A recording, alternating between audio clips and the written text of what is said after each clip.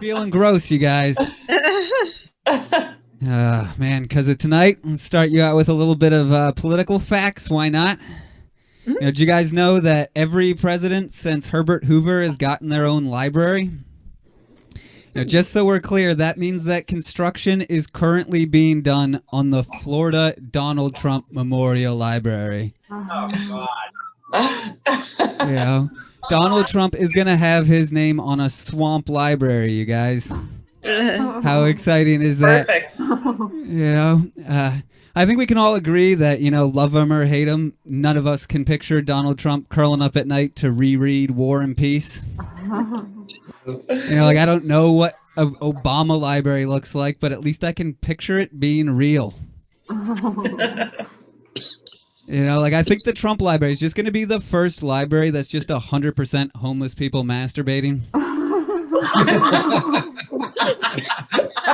Because here's something I can't picture. I can't picture Malcolm Gladwell ever going, I need to do some research. Well, better get on a swamp boat and head to the Florida Donald Trump Memorial Library. Hope it's open. Probably going to be about as popular as every other library in Florida. I don't know, though. Whoever wins or loses this election, regardless, I'd really wish we'd stop throwing around the word revolution so much, or at least add the word peaceful in front of it. Because revolution implies violence. And have you seen our side? Like 3/4 of them look like me and own 0 weapons. That's true. Meanwhile, the other side, they treat this the way that we treat going to farmers markets. They prepare for this religiously and every weekend. I just don't know how much being on the right side of history is going to protect me from actual bullets.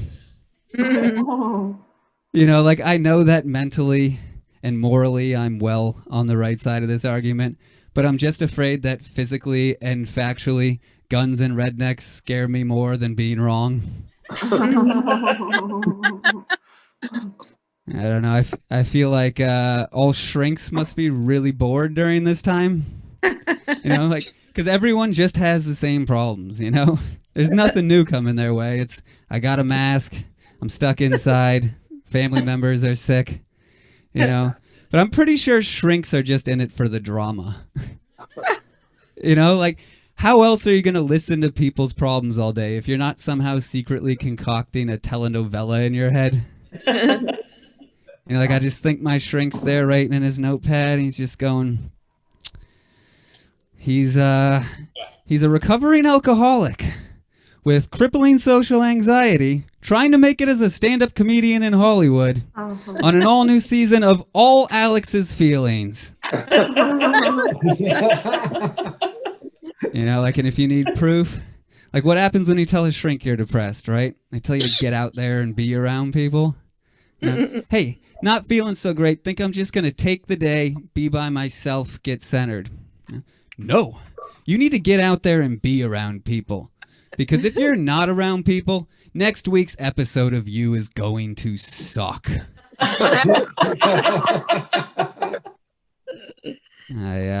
My shrink told me he's getting a small dog. Gotta be honest, respect him less as a therapist now. Slash thinking back to all the times I told him how much I hated the dog in his small dog in his lobby, and don't think he's taking the best notes. Pretty sure he's working on that telenovela.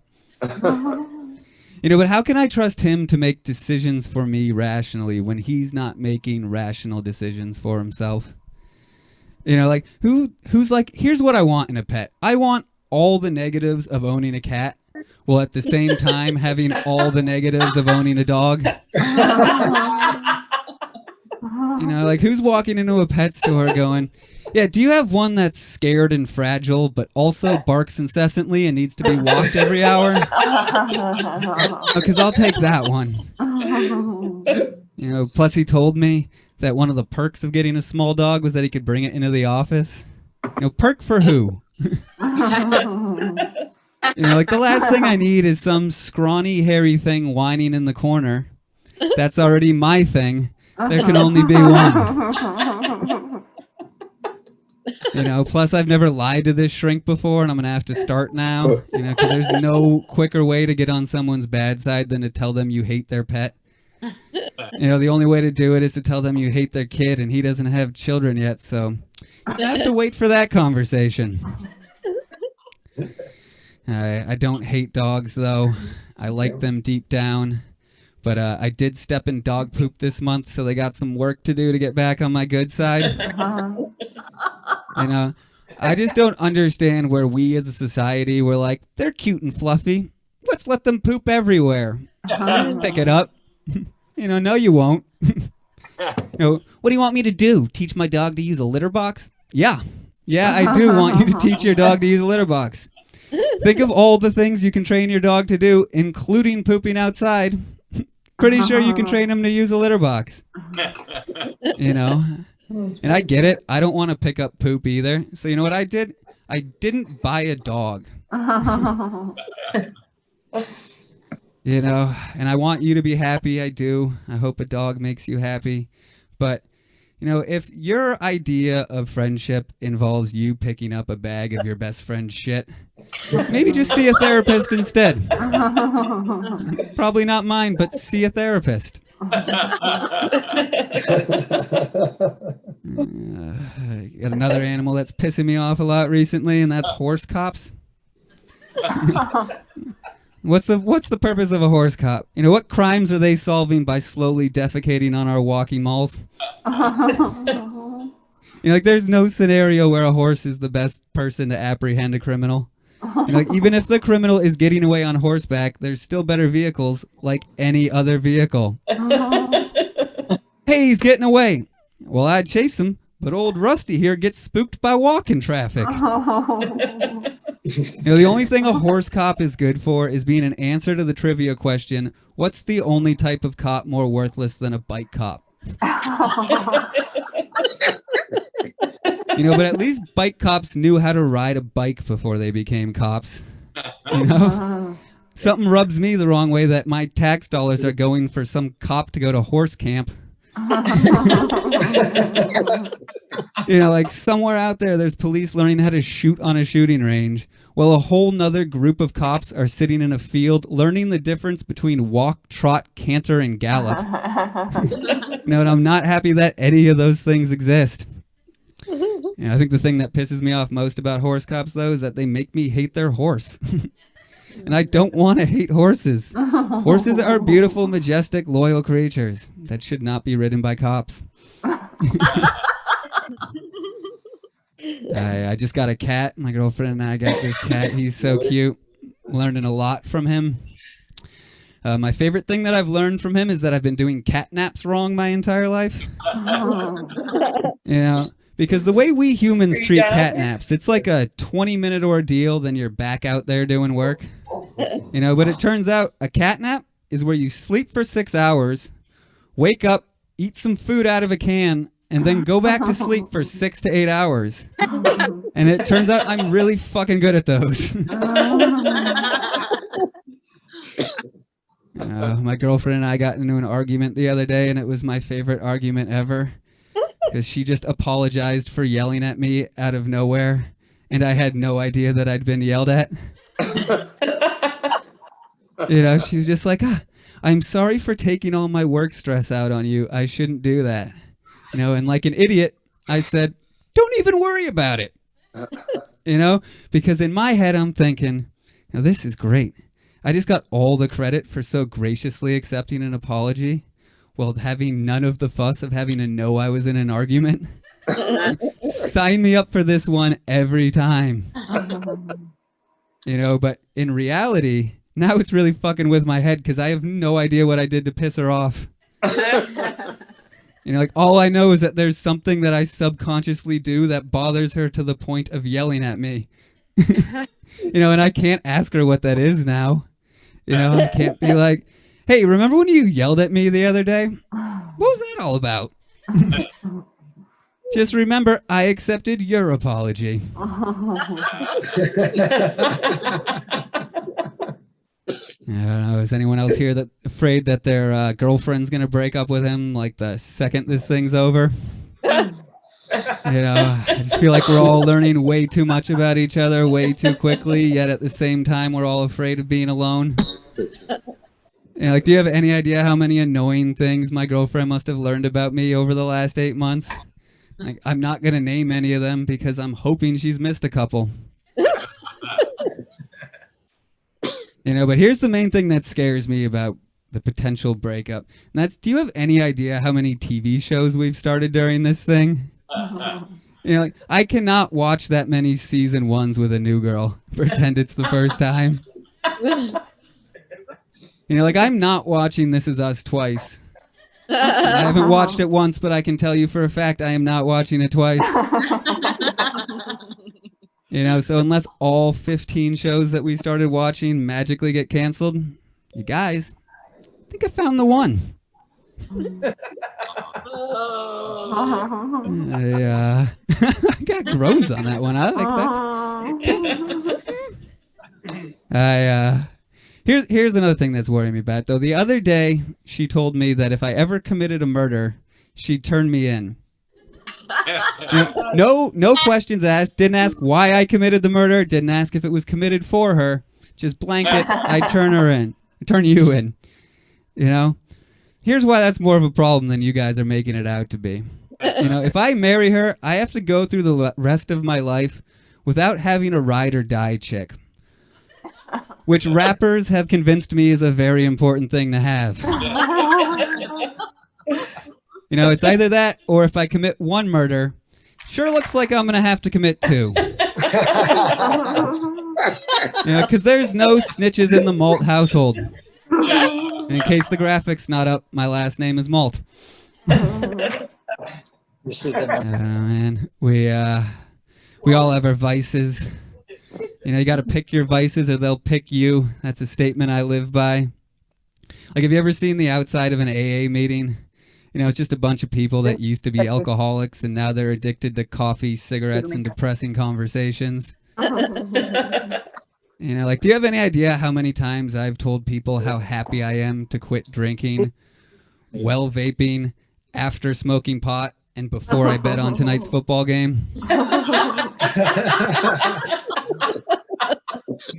Because you got to pick your vices. You do. What do they always say about serial killers, right? He was so nice. He went to church. He never drank. He never smoked. Yeah, you can do all that when your vice is making suits out of human skin. The rest of us need an occasional smoke and a trip to the dog track. I quit drinking by going to rehab, though. Before I left, they gave us a list of excuses we could give our friends for not drinking. I always thought that was kind of bullshit, the last thing someone in rehab needs is help learning how to lie about their alcohol consumption. Yeah, we've had some practice, thank you. Plus all the things they told us, the excuses, they were such bullshit. It's like, I've worked out, I have to work out in the morning, I'm on antibiotics, the California specific, I'm on a juice cleanse. And none of those are going to work for me, right? I have to work out in the morning. Have you seen me? People are going to be looking at me when I tell them this. Oh, tomorrow your first day? My ego can't take that. Antibiotics? You're telling me that people would rather hang out with a sick person than someone who doesn't drink? Even if that's true, don't tell people in rehab that. Also, might have been a sign of an alcoholic that I didn't know you weren't allowed to drink while on antibiotics. But the one that pissed me off the most was the juice cleanse. Listen, rehab people, I would rather have a group of friends that try to convince me to drink again every day of my life than have a group of friends that try me to get to go on a juice cleanse just once. I thought I don't drink was a good enough excuse. Turns out it's not. But the only thing more off-putting than someone who doesn't drink because they can't is someone that doesn't drink and can. Yeah. Turns out rehab, I just got out of rehab, worked just fine. Leave you with this other California-specific thing. I don't know if you guys have it from where you all are, but empaths. Has anyone ever told you they're an empath before? If anyone's ever come up to you and said something like, "I'm sorry, I just feel too much," that was an empath. If someone tells you they're an empath, that's just their way of telling you they're annoying. Like whenever someone tells me an empath, that's just my cue to back out of the conversation. Because I can't talk to these people. My profession is to make fun of people, places, and things. I've never met an empath that I haven't made cry before. But to be fair to me, that's kind of their thing. And I'm not trying to be an asshole. I feel feelings too. I just don't brag about feeling feelings. That's the part that bothers me. They always say it with such humble pride, like it's some kind of superpower. I don't know what the opposite of a superpower is, but feeling too much, I feel like that's the opposite of a superpower. Like Superman is super because he can fly, but he'd stop being super pretty quickly if he couldn't stop flying. I don't think he'd have as many movies if he was always saying shit like, "I'm sorry, I just fly too much." The only superpower an empath has, because I really want to end this by letting you know how much I hate empaths. The only superpower an empath has is the ability to make a room collectively groan when they tell you that they're an empath. All right, guys, thank you very much. I've been Alex Malt. You ready for some more show?